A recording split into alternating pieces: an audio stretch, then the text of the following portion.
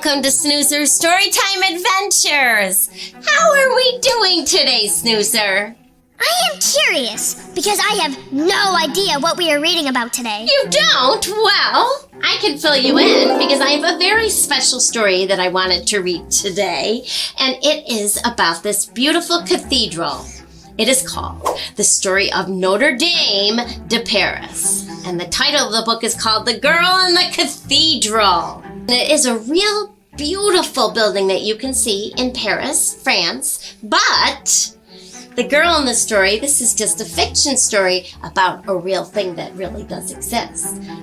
She is going to spread hope and love, and maybe that'll inspire others to always have hope and love in their hearts, and then anything can be possible. All right, and inside, this is another Bushel and Peck book, and there is so much beautiful information and pictures that you can learn all about this famous cathedral. The author is Nicholas Jeter. All right. It was a starry, starry night. The river was silent, but also loud with the sounds that rivers make. Beyond the reeds on an island in the river, a faint scratching rose above the gurgle of the water. It was a small girl. She was digging in the dirt, the way children like to do. Her clothes were dirty, caked in damp earth. "You're making a mess," I said. "No," the little girl said. "I am making a garden. That means getting dirty." I smiled. "And what sort of garden are you planting?" She smiled too. "Oh, you'll see." I went on my way, thinking of other things. I knew, as grown-ups like to think they know, that the mud and rocks in that river would never be a garden. But when I visited again, I saw that I was wrong. The island burst with colors and light and life. And there was the little girl standing happily with her hands on her waist and dirt on her knees. "Just look at my garden," she said. "I have filled it with good things." Everywhere, flowers pushed from the soil. More remarkable still, the garden was filled with people. Tucked around the flowers were houses, shops, and dusty sheds, where children played, mothers sang, and fathers laughed. "Who are all these people?" I asked. "They are my people, and this is the garden called Paris." "I have seen few gardens grow so beautifully," I said to the little girl. "Is it finished?" She laughed. "Not at all." And from out of her pocket, she drew a large, curious seed.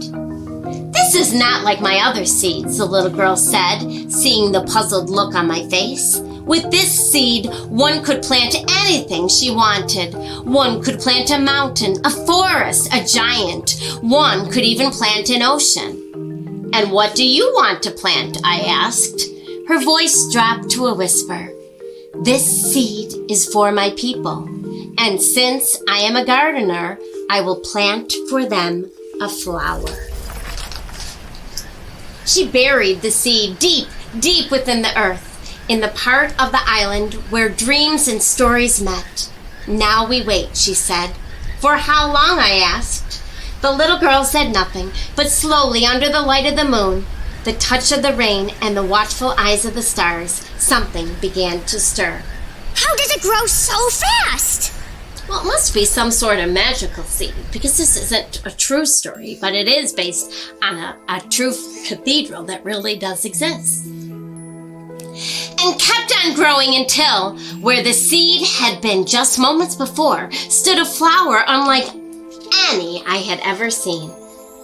It started small, as all things start. Then it grew and kept on growing until where the seed had been just moments before stood a flower unlike any I had ever seen. It was a flower made of stone. 2 great towers stood tall like twin mountains overlooking the island. Hundreds of mighty ancient trees formed a roof, a forest to shelter the garden called Paris. Inside, pillars stronger than the sky rose high, high above the island. Giants carved in strength and wonder. And outside, brilliant stained glass windows shimmered like the surface of the sea, bathing the garden in an ocean of color, light, and mystery. This was Notre Dame, the Lady of Paris. You see the beautiful cathedral? Yes, it looks very pretty. Like any garden that is loved, Paris grew. And when next I saw the little girl, she was standing in the river, water up to her ankles. I smiled. Her clothes were wet, the kind of wet that would get any child in trouble. "What are you painting?" I asked. "My garden is growing," she said. "I'm trying to make a picture of it before everything changes. It's hard to remember things once they change, you know. The people of Paris change too.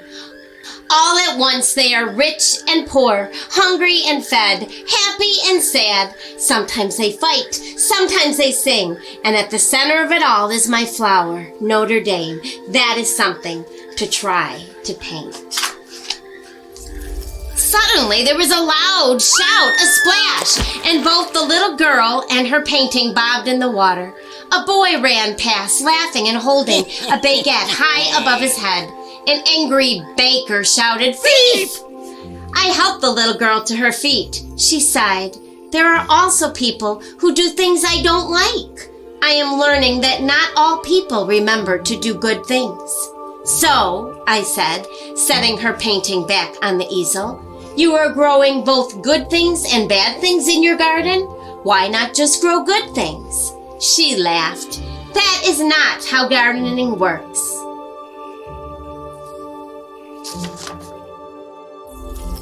La pluie ne regarde pas avant de tomber. And that was in French. It means the rain does not look before it falls. "Besides," she added, swiping her brush across the canvas again, "you can't always tell what kinds of flowers are growing."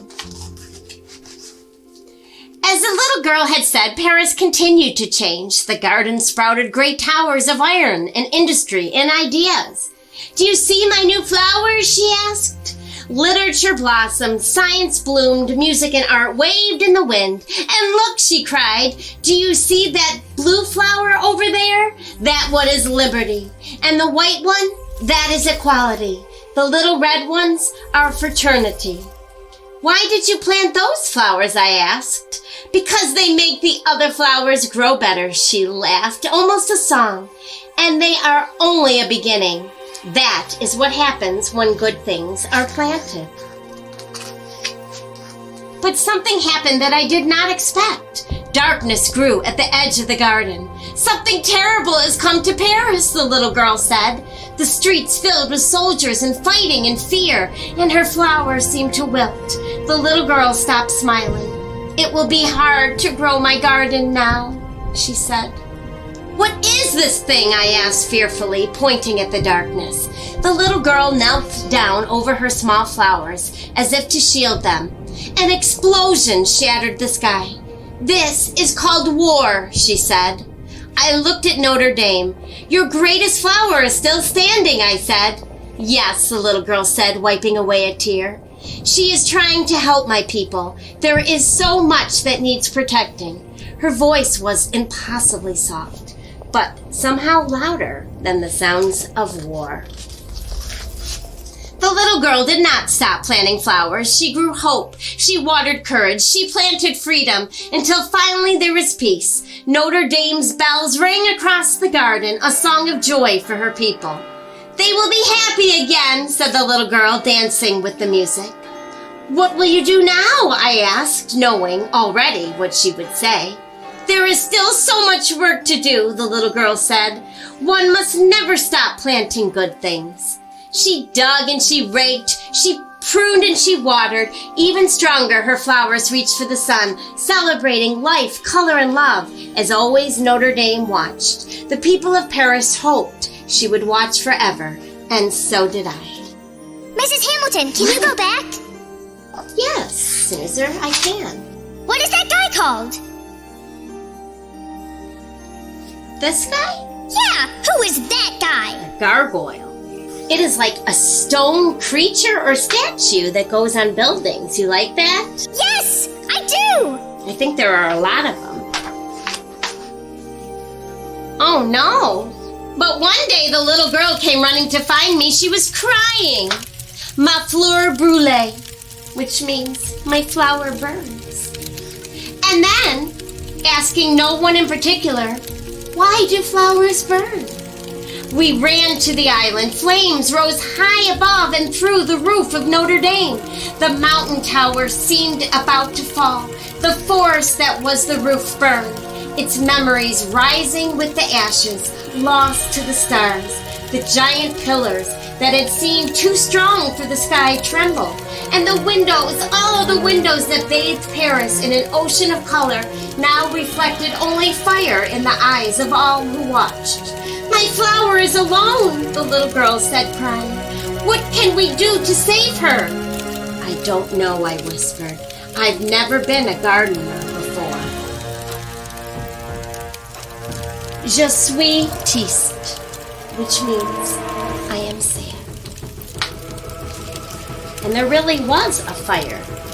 There really was a fire in this cathedral. Aww.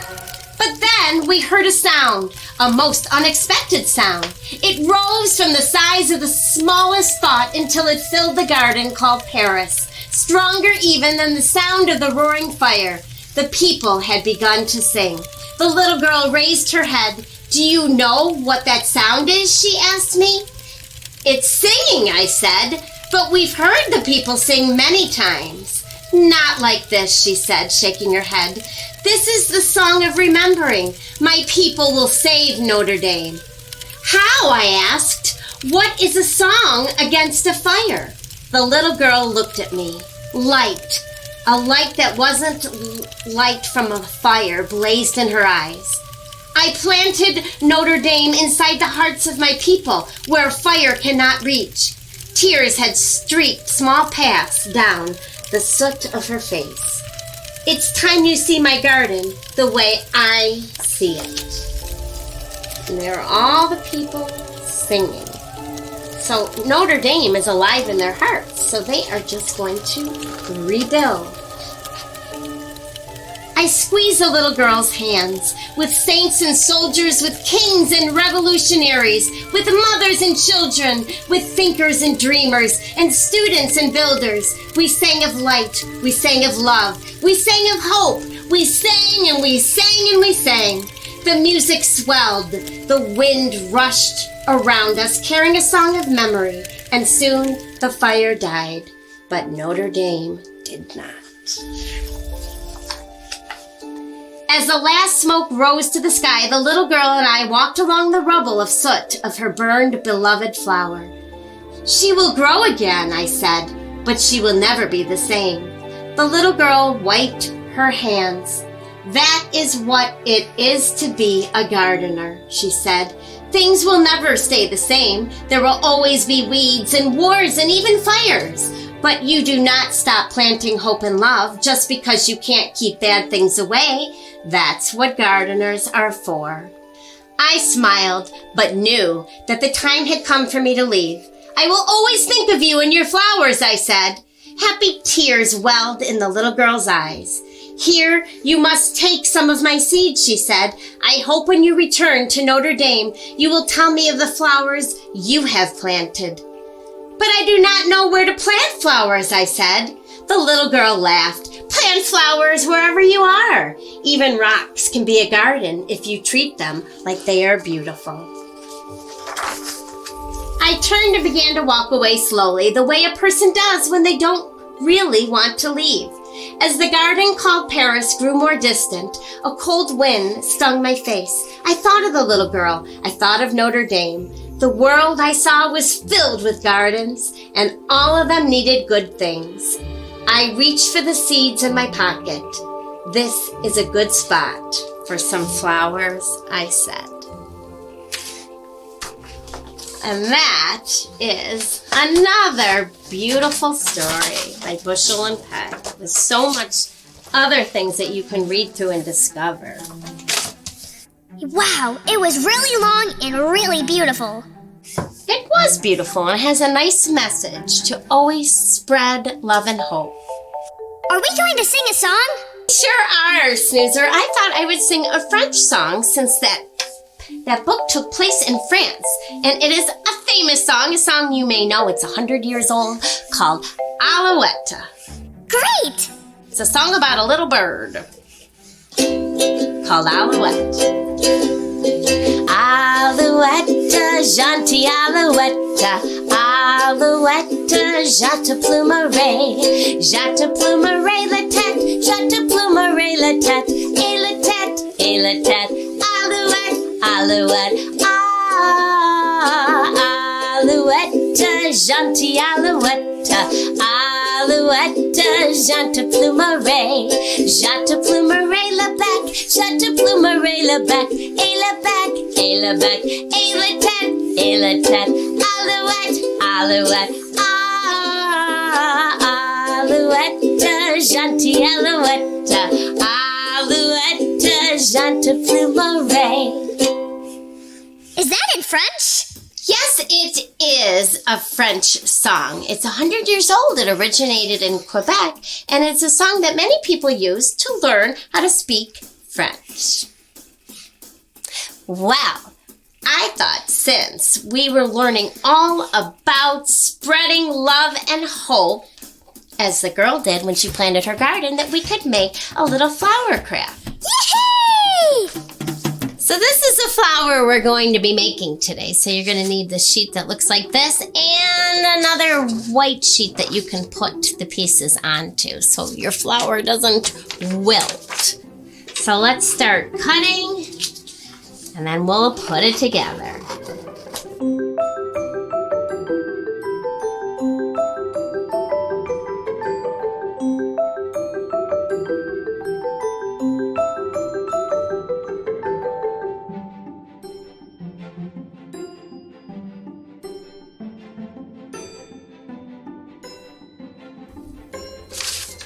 I'm going to put my other one right there so I can see how I want to do this. All right, well, let's start off by working on the flower. So I'm going to turn this yellow part over, put some glue in the middle, add the petals.